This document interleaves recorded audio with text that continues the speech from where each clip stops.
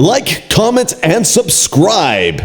बिस्मिल्लाहिर्रहमानिर्रहीम। अस्सलाम वालेकुम। आज मैं आपके साथ चने की दाल गोश्त की रेसिपी शेयर करने जा रही हूँ। रेसिपी को आपने एंड तक देखना है, बिल्कुल भी स्किप नहीं करना। तो चलिए अपनी रेसिपी को स्टार्ट करते हैं।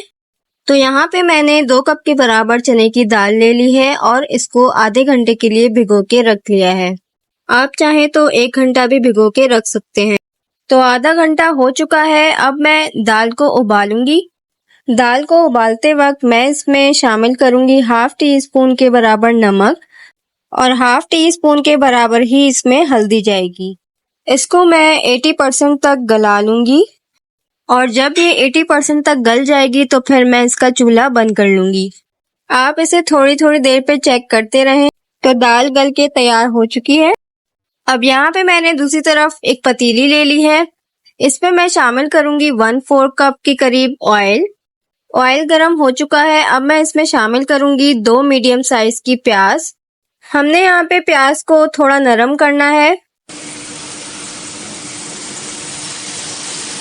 तो यहाँ पे प्याज नरम हो चुकी है। अब मैं इसमें आधा किलो के करीब गाय का गोश्त डालूंगी। यहाँ पे मैंने बगैर हड्डी का गोश्त लिया है।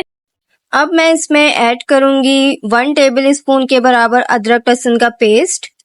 इसको हम शामिल करने के बाद अच्छी तरह से तकरीबन 5 मिनट तक भूनेंगे। तो 5 मिनट हो चुके हैं। अब मैं इसमें 2 मीडियम साइज के टमाटर शामिल करूंगी। इसके बाद कुछ मसाले जाएंगे इसमें। मसालों में सबसे पहले जाएगा नमक। नमक मैंने लिया है 1 टीस्पून के बराबर।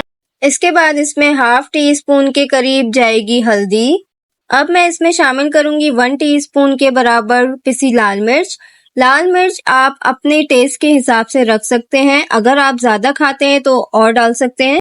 अब आखिर में जाएगा 1 टीस्पून के बराबर पिसा हुआ धनिया।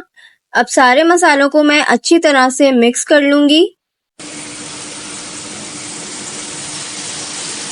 अब गोश्त को गलाने के लिए मैं इसमें 4 मग पानी शामिल कर रही हूँ। पानी शामिल करने के बाद इसको मैं पकने के लिए रख दूंगी और आधे घंटे बाद इसको चेक करूंगी तो आधा घंटा गुजर चुका है। अभी इसमें काफी पानी है और गोश्त भी अभी गला नहीं है, तो इसको मैं दोबारा से ढक दूंगी। इसको मैंने मजीद आधा घंटा और पकाया है। तकरीबन 1 घंटा हो चुका है इसको पकने में। अब मैं इसमें 3 टेबल स्पून के करीब दही शामिल करूंगी, क्योंकि दही से सालन में बहुत ही अच्छा टेस्ट आ जाता है। दही डाल के इसको अच्छे से मिक्स कर लेंगे।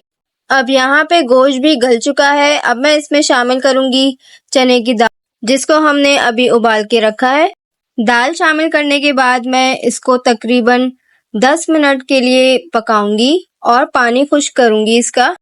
तो 10 मिनट हो चुके हैं। अब आप देख सकते हैं ये दोनों चीजें अच्छी तरह से गल चुकी हैं, लेकिन अभी भी इसमें अच्छा खासा पानी मौजूद है। तो चूल्हा तेज करके इसका पानी खुश्क कर लूंगी। अब यहाँ पे मैं दाल को घोट लूंगी। आपने बोटियों को नहीं तोड़ना है, आपने दाल को घोटना है। तो चने की दाल गोश्त तैयार हो चुकी है और अब इसमें मैं थोड़ा सा हरा धनिया शामिल करूंगी। तो आप लोगों को आज की ये रेसिपी कैसी लगी मुझे जरूर बताइएगा। अगली किसी नई रेसिपी तक के लिए अल्लाह हाफिज।